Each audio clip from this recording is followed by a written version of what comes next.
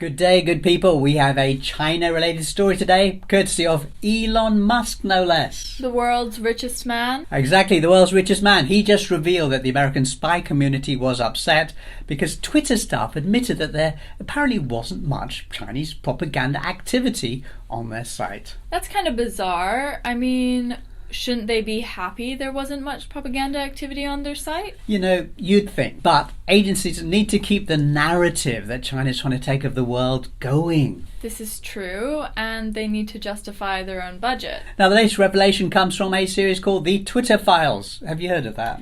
I have. Those are the secret papers of the previous bosses of Twitter, right? Elon Musk is digging up their classified files and making them public. He is doing exactly that. Now, the story told in the latest batch, which were released yesterday, is pretty funny. In 2019 and 2020, US and European media claimed to have heard that state agencies from places like China and Russia were making use of global social media channels like Twitter. This was considered outrageous. Only state agencies from the US can make use of global social media channels like Twitter. So, US agents called for a secret meeting to discuss this in June of 2020. But at the meeting, a Twitter executive said that there may be some activity from countries the US sees as enemies, but actually not a lot. Not a lot? So how did that go down? Not very well.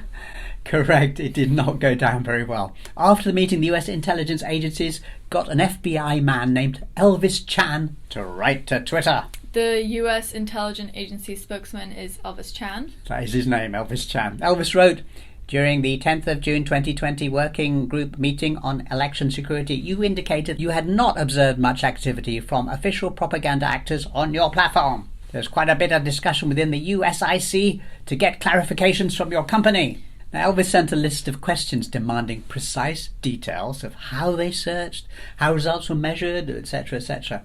And he attached cuttings from Western journalists alleging that there were huge amounts of activity on social media from China and Russia, etc. How did Twitter executives react? You know, I get from looking at the letters that it made them nervous. I mean, it was clearly a sensitive topic, and they really didn't want to put down a load of stuff in writing because, you know, just in case it came back to bite them.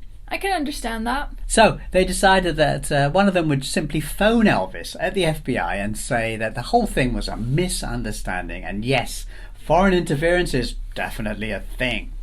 And that's what happened. Okay, that is a pretty bizarre story. I mean, first, it shows that the US believes that state-level employees making use of social media is a bad thing, unless it is the US state, in which case, it's just fine. Exactly. Also, it shows that the media use intelligence agents' allegations as evidence, and US intelligence agents use media allegations as evidence. What a neat little circle. Yes, a very neat little circle, and it works even when there's no evidence at all. See you next time. Peace.